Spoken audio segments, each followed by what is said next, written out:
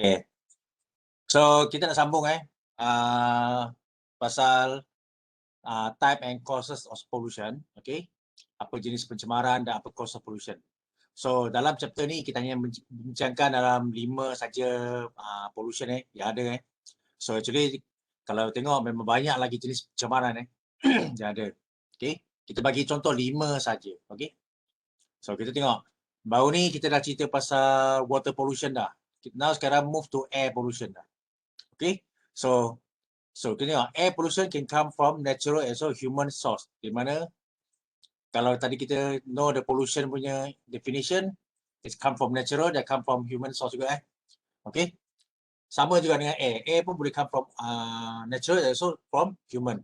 So air pollution is a presence of chemical in the atmosphere at concentration high enough to harm organism, ecosystem and also human made material.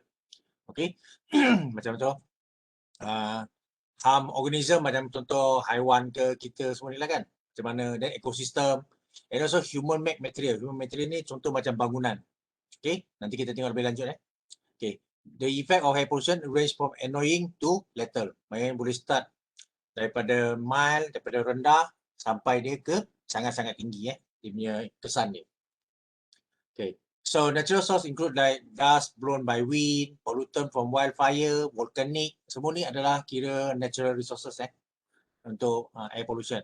Okay, most natural air pollutant are spread out over the globe and removed by chemical cycle, precipitation, and also the gravity. So chemical cycle ni contoh macam dia gabung dengan chemical apa jadi something macam something waste ke semua ni precipitation je macam tu dia bawa turun melalui hujan. Dan gravity ni of course some of the air pollution ni dia pollutant ni sebenarnya dia adalah contoh macam suspended solid, media berat.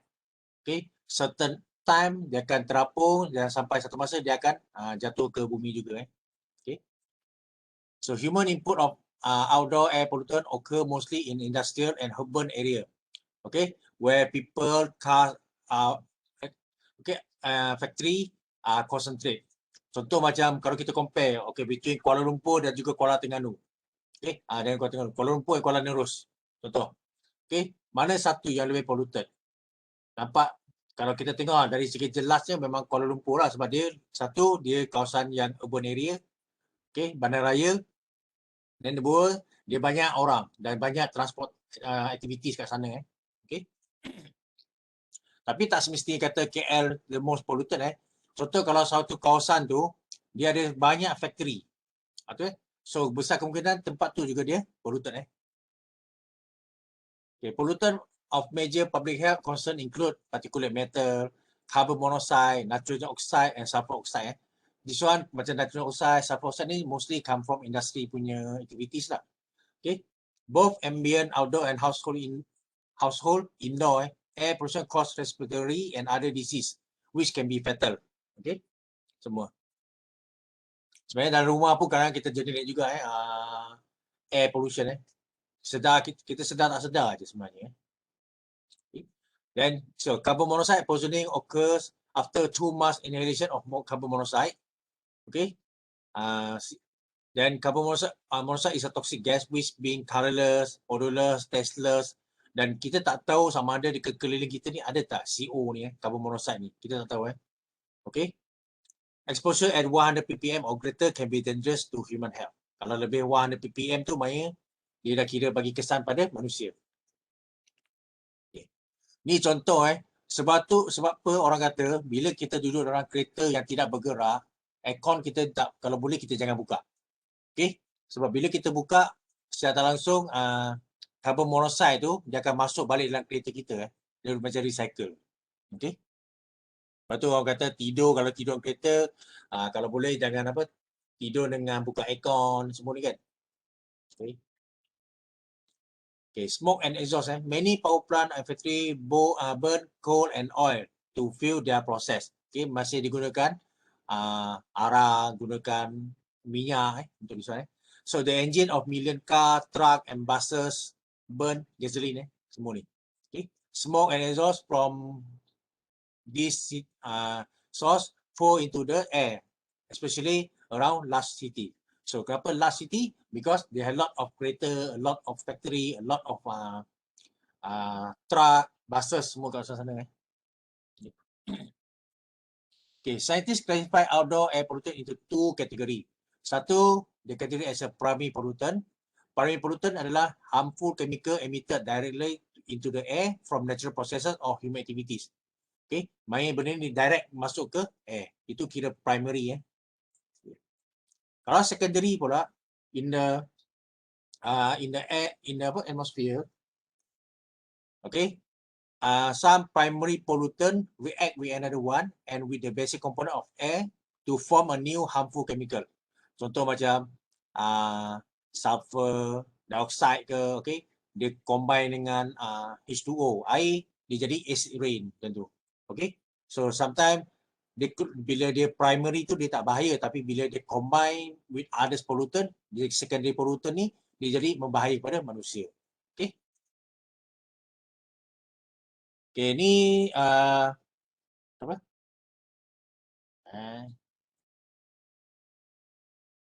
Ni contoh kalau yang primary macam mana? Primary direct from industry, direct from car semua ni kan. Carbon monoxide, carbon dioxide semua ni. So dia jadi bila dia naik masuk ke kawasan ke air kita ni, is considered as primary pollutant. Tapi bila dia combine with others, contoh macam SO2 dia combine dengan oksigen jadi SO3, contoh macam tu. Okay, so benda ni yang akan jadi bahaya sebenarnya. Okay, dan sometimes this is the cause of acid rain ni lah. Jadi acid rain Okay. So apa itu? What is the major air pollutant, outdoor air pollutant? We have carbon oxide, nitrogen oxide, okay, sulfur dioxide, nitric acid, semua ni. This one nitric acid is dia dah combine. Okay, sulfuric acid pun dah combine dah. Then particulate. Particulate ni contoh macam suspended particulate matter, SPM. Okay. So kalau you tengok mask kadang-kadang, okay, dia kata dia boleh tapis 2.5 micron.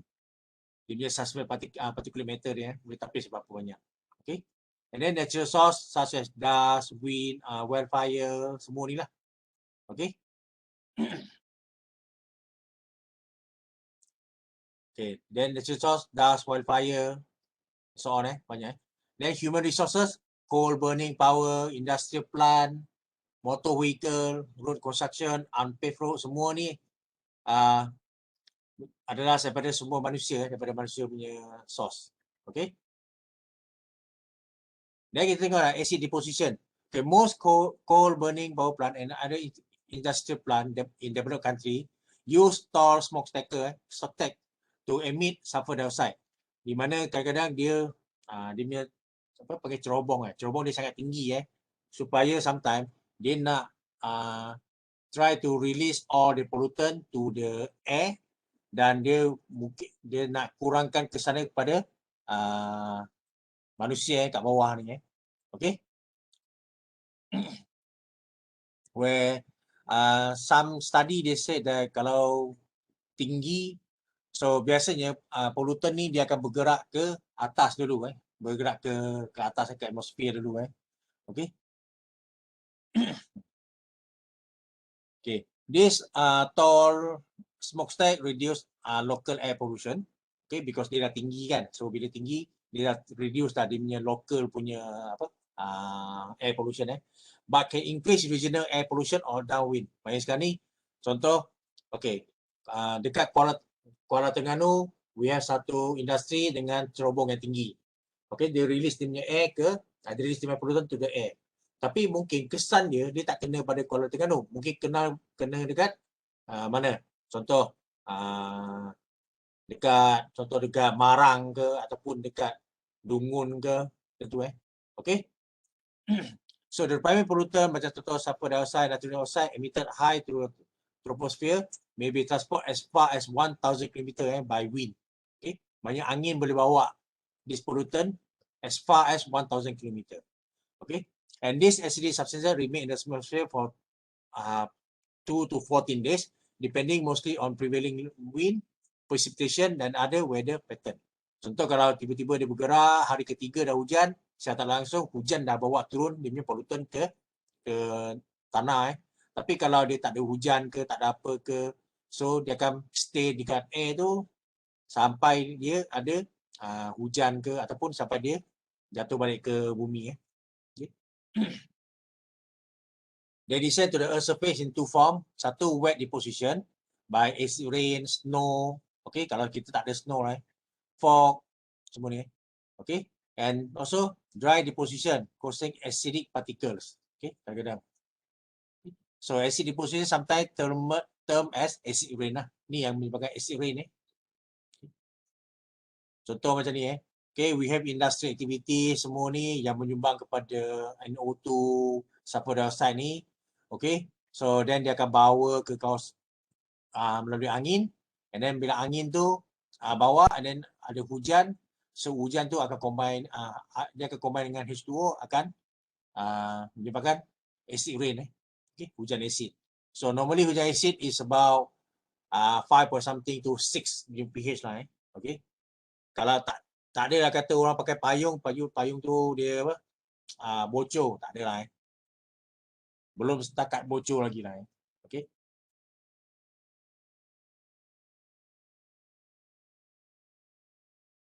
Okay. Ni contoh juga from industrial activities, from transport punya apa kereta punya this one, from car punya activity semua ni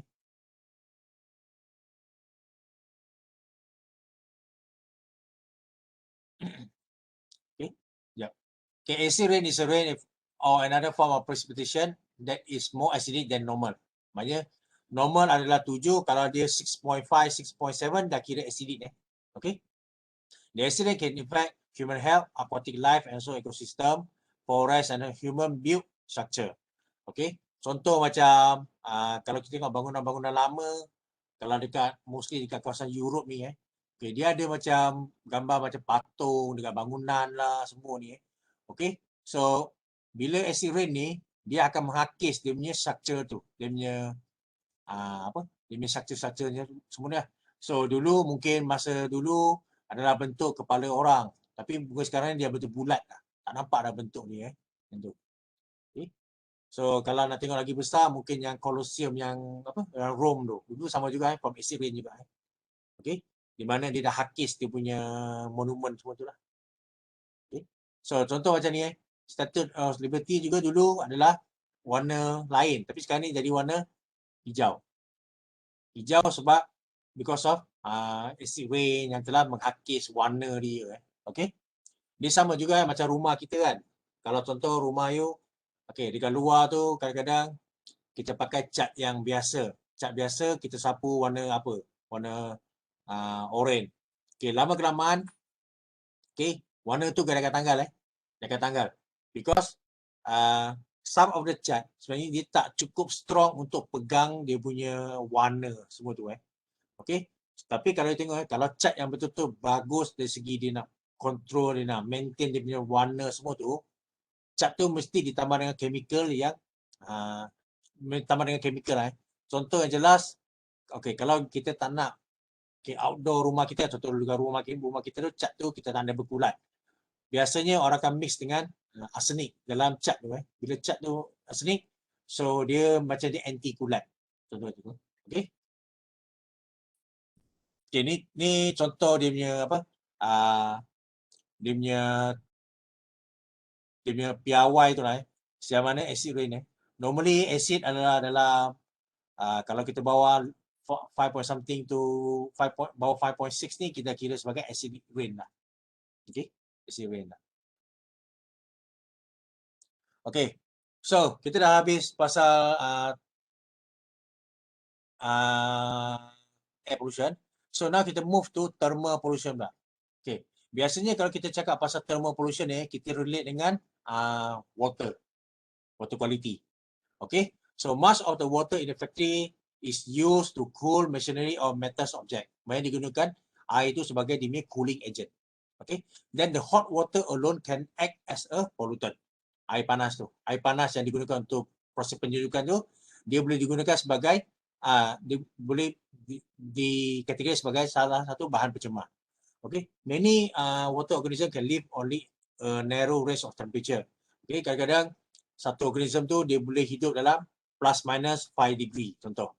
Okay, tapi bila kita release dengan air factory yang high punya temperature, kadang-kadang air tu dia tak boleh, organism tu dia tak boleh tahan, dia tak boleh hidup dekat air yang panas macam tu.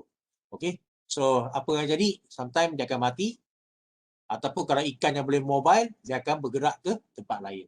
Okay. Okay. Ni contoh lah. Okay, kalau satu industri ada kat sini, okay, so dia akan sentiasa indirectly, orang kata apa, lepaskan dia punya pollutant tu, okay, and then bila dia lepaskan tu, lama kelamaan kawasan ni akan jadi macam tercemar. Bila tercemar, dia akan alter the food web. Bila sometimes satu organism tu dia tak ada. Contoh macam, okay, kita ambil simple. Contoh macam tiba-tiba, okay, nyamuk dah tak ada dah sana. Okay, sebenarnya kalau kita tengok nyamuk ni sebenarnya dia ada function dia juga kan. Okay, bila nyamuk tak ada, maknanya apa jadi? Ikan tak ada makanan pula. Sebab ikan makan tercik-cantik. Dah, nampak je.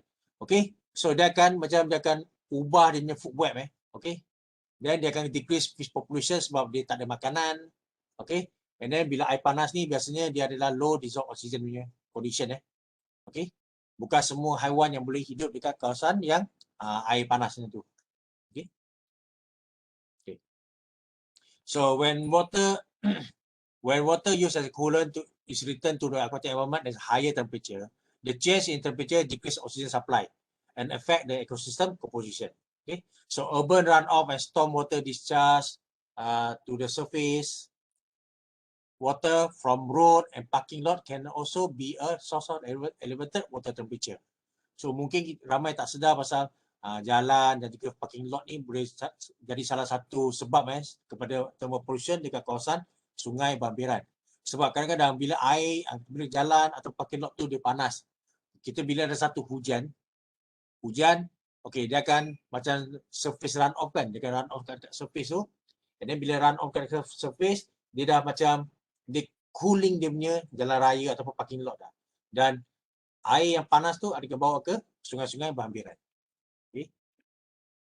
Macam contoh macam ni jalan raya ke, ataupun kawasan yang terbuka lah, macam contoh kawasan yang orang buat deforestation semua ni kan, bila dia buang pokok-pokok, secara langsung kawasan tu jadi panas, and then this one juga salah satu penyumbang kepada thermal pollution dengan kawasan sungai.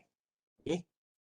Walaupun kesannya sebenarnya dia tak setinggi macam industri activities Okay. So macam contoh industri activities mungkin dia riliskan air tu about 70 degrees, contoh 76-70 degree. Tapi mungkin dekat kawasan jalan raya ataupun is more than like maybe 40 degrees macam tu tak tinggi. Okay. Okay. So when a power plant first open and shut down, okay, and shut down for repair or other causes, contoh macam dia rosak ke apa ke kan, fish and other organism adapt to the particular temperature range can be killed by a sharp change in water temperature. Okay, kalau keadaan ni berlaku, dia dinamakan thermal shock thermal shock. Okay, thermal shock. Di mana sometimes bila one industry dia bina kat kawasan sana, and then every day they release the water. Okay, of course some organism memang dia boleh tolerant dengan water tu, dengan air tu kan, air panas tu. Okay, tapi bila kadang-kadang dia mesin tu dia stop for repair ataupun stop because rosak. Okay, maknanya bila stop rosak tu, dia tak berfungsi. Bila tak fungsi, dia tak guna air tu, dia tak gunakan sebagai cooling agent. Okay, of course bila satu kawasan normal sungai tu, of course bila industri tu dah stop berfungsi, air dia akan jadi normal semula. Tu normal punya temperature lah. So bila normal temperature, kadang-kadang ikan tu dia tak boleh tahan ataupun some organism dia tak boleh tahan, so dia akan mati Okay, ataupun kadang-kadang bila dia dah stop for repair for untuk satu tempoh masa okay, then dia start balik dia punya industri. Okay, this one also dia pakai thermal shock juga sebab mungkin normal 28, 29 degree, tiba-tiba bila start industri jadi 35 degree. Okay, dia dah shock dah. Okay. Okay. So, kita dengar lah pasal water, dah pasal air, dah pasal apa lagi? Thermal pollution. Kita tengok noise pollution Okay. Most urban developers are subjected to noise pollution. Okay. So any unwanted, disturbing, harmful sound that impair or interfere with hearing. Okay, pendengaran causes stress, hamper concentration and work efficiency, and can cause accident. Okay. So noise level are measured in decibel. Okay, dB dB. Okay, sound pressure unit that are vary with different human activities. By certain human activities, there ada certain dia punya decibel punya level Okay. Okay. Contoh macam sound pressure, tengok dah azan dah boleh makan dah. Contoh, sound pressure become damaging at about 85 dB and painful at about 120. Okay, at 180 dB it can kill. Okay, tapi ni soal kadang-kadang it depends to orang. Ada orang kata apa? Telinga berat Ada orang kata telinga berat. So kadang-kadang bila bunyi macam ni dia tak rasa kuat. Tapi ada orang bunyi macam ni rasa kuat. Depends on orang juga sebenarnya. Okay. And then prolonged exposure to sound level above 85 decibel can cause permanent hearing damage. Maknanya sekarang ni bila sentiasa didedahkan dengan 85 decibel ni, kadang-kadang dia boleh cause kita punya pendengaran ni terjejas ataupun tak sensitif. Contohnya tu Ni contoh macam construction is 90, train horn is 110, light traffic dengan 80. Okay, kalau heavy traffic ni about 100. Okay, wild bird. Ini kadang-kadang bila kita pergi satu kawasan tu kadang-kadang banyak betul burung-burung kan. Okay, that one is only about 80 saja. Okay, and then wild frog ni kadang-kadang dekat hutan semua ni kan, about 100. Okay, semua ni. Okay, high intensity ultrasound. Okay, generally everything above 20 kHz can cause physical damage. Kadang-kadang bunyi ni sebenarnya kita tak dengar dengan orang kata apa? Dia bukan kuat tapi dia punya intensity tu dia boleh bagi kesan juga. Okay, the targeted sonic bullet can cause localized pain or simply burst your eardrum. Okay, ni contoh macam kadang-kadang dalam satu laut tu, okay, dia tak nak haiwan ni datang. Okay, sometimes digunakan as sonic as dia punya halang untuk haiwan tu datang macam tu Okay, for example like ikan ke semua ke. Okay. Okay. Ni contoh juga common sound dan dia punya sound level ni macam mana. Okay. So normally tengok library, bedroom semua ni about 30 dB saja. Okay. So kalau siren biasanya 120. Okay, which consider uncomfortable kan. Okay, sebab kalau dia dalam 50-60 saja orang pun tak dengar dia semua ni. Okay, siren semua ni. Okay, effect of noise pollution. So kita ada banyak, kita ada acute effect, kita ada chronic effect, kita ada long term risk. Okay, long term risk banyak macam heart disease ke, permanent hearing loss ke, semua ni Okay, kalau acute effect ni is decrease sleep quality and quantity. Okay, menjelaskan tidur kita lah kan. Okay, dan stress. Okay, temperatures in hearing. Tentu Okay. So, apa kesan tumor organism? Ada kesan tak? Alia Maisara ada kesan tak?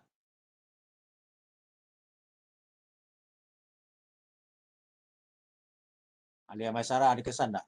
Tumor organism. Ada. Apa kesan tu?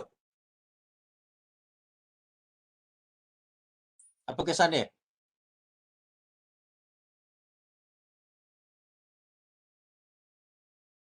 Apa kesan?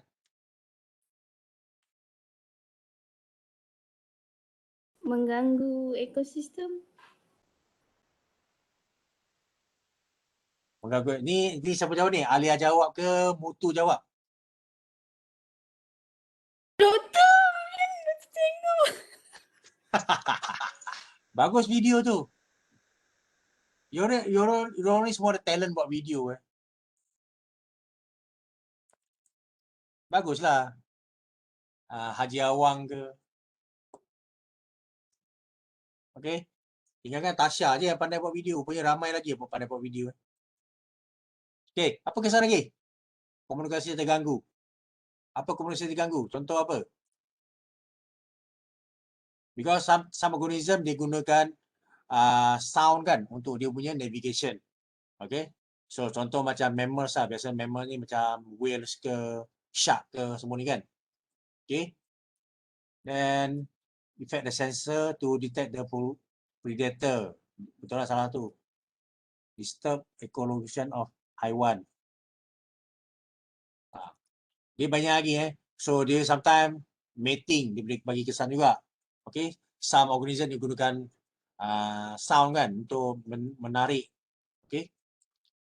Organism hilang daripada kumpulan masa migrate. Betul juga. Okay. So pergi cari saya dah bagi test 1 ni. Saya dah bagi tips dah. Okay. Test 1 Setuju tak? Senyap dia. Setuju. Setuju tak? Hello. Test 1 test 1. Impact of marine, impact to marine organism Okay. Okay, then kita tengok juga soil pollution. Soil pollution pencemaran tanah lah pencemaran tanah. Okay. So kalau tengok figure ni, okay, semua aktiviti yang ada ni adalah penyumbang kepada pencemaran tanah. Okay. Contoh daripada industri, daripada agriculture, daripada apa? Agriculture ni ada pesticide, herbicide semua ni kan, fertilizer semua ni. Daripada household pun ada juga Okay. Secara tak langsung household dia bagi pada landfill. Macam tu. Okay. So kalau tengok sini biasanya orang kalau kita tengok kategori soil pollution ni biasanya kita relate dengan landfill. Itu paling simple kan. Sebab itu yang kita nampak paling ketara, paling significant. Okay, landfill. Okay. So soil pollution dumping, garbage, waste or other toxin making the land contaminated or polluted. Okay. So of course kalau I tanya definisi ni dia kena tambah lagi yang belakang tu kan. Apa itu definisi pollution tu? Okay. From apa? Which give effect to human ke ataupun organism. Tentu Okay. So our degradation of earth land surface often caused by human activity or it may use. Okay. So banyak from mostly for human activities lah Okay. Dari segi landfill human activities, dari segi apa lagi? Deforestation pun human activities juga. Semua human activity Okay. Then deposition of solid or liquid waste material on land or underground in a manner that can contaminate the soil and groundwater, threaten public health and cause anxiety, condition or nuisance.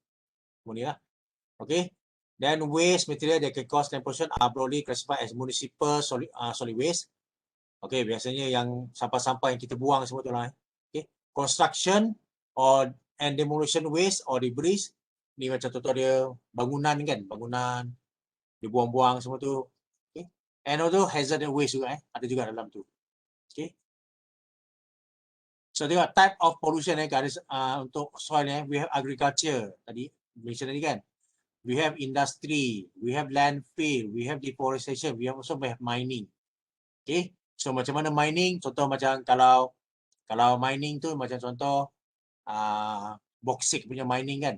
Okay. Dia dah gali tanah tu. So last tanah yang kekal tu dia macam dia tak berguna dah benda tu. Okay. How you want to do? You want to belikan pun tak boleh. So the jenis tanah tu dia cannot hold water. Tentu Okay. So ni boleh hurai kalau minta hurai boleh hurai je kan. Tak ada masalah kan. Deforestation standard lah macam kita sometimes they remove all the tree and then to build apa housing activity area ke semua ni Okay. Okay, soil pollution. Okay, then kita tengok juga radioactive pollution Okay. This one juga salah satu penyebab utama yang orang kata apa? Kalau radioaktif ni biasanya dia bagi jangka masa yang panjang Dia stay untuk jangka masa yang panjang dekat bumi ni. Okay. So kita tengok anthropogenic source of radiation So biasanya one of them is diagnostic medical application. Okay. Some of the medical memang using radiation sebagai dia punya application untuk contoh macam X-ray ke semua ni Okay. Sebab tu kalau X-ray ni kalau dibuat dekat open air punya area, I think lagi teruk Tapi we are glad because some of all the X-ray memang dibuat dalam bilik yang tertutup, and then bila dia gini bila you ada X-ray tu kadang-kadang dalam satu bilik tinggal seorang je. Betul kan? Okay. Imagine kalau ada ramai kawan-kawan dalam tu kadang-kadang secara tak langsung dia beri kesan juga pada kita yang ada kat dalam tu. Okay. Sebab kalau saya tahu you pernah dengar tak? Biasanya kalau kita buat sekali X-ray, banyak sel dalam badan kita dia akan mati Okay. Sebab dah kena bunuh dah. Okay. Dan gamma untuk treatment of cancer semua ni Okay. So, maknanya sekarang ni kalau orang yang tak sihat semua ni biasanya contoh macam cancer dia guna gamma ni untuk dia punya treat for cancer ni Actually dia gunakan treat untuk cancer tapi sebenarnya dia ada bagi kesan juga pada badan dia, contoh macam sel dia ke macam mana Okay. Sebab tu bila kita nak buat treatment cancer ni normally is guided by doktor ataupun medical punya orang semua. Dan kita ada juga nuclear test Okay, nuclear test, okay, memang Malaysia memang kita tak ada benda ni Tapi kalau kita imagine kita laut, kita sharing semua orang. Okay, mungkin kita tak buat. Okay, mungkin Japan dia buat nuclear test. Okay, you rasa tak dia punya waste tu akan sampai ke Malaysia? Dia akan sampai once kalau dia masuk dalam air, and then dulu kita beritahu kan masuk dalam air, and then okay, dalam air tu di uptake oleh plankton ikan kepada manusia. Okay, of course mungkin kita makan ikan tu juga Okay. So nuclear explosion test especially when carried out in the atmosphere are the major cause of radiation pollution. Okay. So biasanya kalau orang buat nuclear test ni dia akan buat dekat tengah-tengah laut So it's responsible of increasing the background level of radiation throughout the world. Okay. So during atmospheric nuclear explosion test, a number of long-lived radionuclide, for example like uranium ke, thorium ke, are released into the atmosphere. Dan kita ada juga nuclear reactor Nuclear reactor ni biasanya digunakan untuk apa? Untuk electricity lah, semua kan. Okay. Sometimes dia akan leak dia punya radiation may leak by nuclear reactor and others nuclear facilities when they are operating normally. Okay. Kalau normally pun kadang-kadang dia dah ada leak dah. Imagine kalau dia ada something berlaku, dia rosak ke ataupun semua ni, lagi banyak yang terlepas Okay. It's often feared that even with the best design, proper handling and technique, some radioactivity is routinely released into the air and also the water. Okay. So mungkin contoh macam yang Fukushima tu kan. Okay, of course dia gunakan uranium sebagai dia punya thrust for dia punya dia punya electricity semua tu kan. Okay. Walaupun dia good design semua tu, dia something dia ada juga yang release from water juga from dia punya kilang to the water juga. So berapa banyak concentration mungkin dia rendah, tapi imagine we have the bioaccumulation, we have the biomagnification process. Okay. Ni yang akan menyebabkan satu pollutant bila dia masuk ke kawasan satu sungai, kawasan laut tu, dia akan macam sentiasa bertambah, accumulate dalam body satu organism tu Okay. So however, danger of radiation leakage from the possibility accident could result in the release of radioactive material which raise the level of radioactive radiation ni. Okay. Dia akan menyebabkan dia bila lama-lama tu sebabkan bioaccumulation process berlaku dia akan lama-lama dia akan bahaya juga Okay. Dan contoh macam yang paling famous sekali sebelum Fukushima ni adalah Chernobyl Nuclear Power Plant, di mana dia meletup pada 96 kan, 1986 ni. Okay. Sampai ke hari ni kawasan tu masih jadi macam ghost town Okay. So macam contoh kalau dekat Fukushima ni, kenapa jadi ghost town? Because selepas dia berlaku, orang dah take action dah untuk try to reduce dia punya radioaktif tu release to the air. Walaupun banyak juga release tapi try to cut down. Okay. So that's why dia banyak dia flush to the laut sebenarnya kan. Flush to laut. Ataupun dia masih simpan dalam dia punya tong tu Sebab baru ni dengar macam berita macam dia nak release all the pollutant to the laut kan. Dia dah macam dia nak try to release sebab memang kalau ikutkan radioaktif semua ni dia tak ada cara lain macam ni kita nak buang dia. Nak tanam bawah tanah pun tak boleh. So the best way is we dilute to water. Tu je. Okay. Ini contoh kalau cycle radioactive material ni macam mana dia boleh masuk ke badan kita semua ni. Normally kalau bagi injection ni sebagai makanan dan minuman lah, food lah. Okay. Kalau from water bodies, surface deposit ni biasanya dia external irradiation semua ni. Okay. Mungkin daripada sentuhan ke semua pun boleh kena juga Okay. Dan juga dari segi apa? Inhale. Bernafas tu boleh juga boleh dapat juga radioaktif ni. Okay. Sebab tu kalau contoh kita nak pergi satu kawasan radioaktif material ni, tempat ni dia kena pakai full PPE yang memang tutup semua. Okay. Okay, pathway radioactive contaminant to the agricultural product, So dia ada contoh macam air contaminant, okay. So dia dah release the pollutant to the air, and then the air pula dia akan the pollutant dekat air ni dia akan turun ke bumi melalui hujan, rainfall, okay. Dan dekat sini dia akan ambil air ni sebagai dia punya source untuk irrigation, untuk dia punya untuk siram dia semua tu Selain daripada tu hujan juga dia akan masuk ke tanah Okey, bila tanah contaminate pelan semua dah uptake dia contaminant dah dan haiwan pula akan makan. So ni is the easiest way how the pollutant boleh masuk ke kita punya agricultural product. So last kita akan makan semua benda ni Okey. Okey, saya dah habis dah chapter 3 ni. Ada apa soalan tak nak tanya?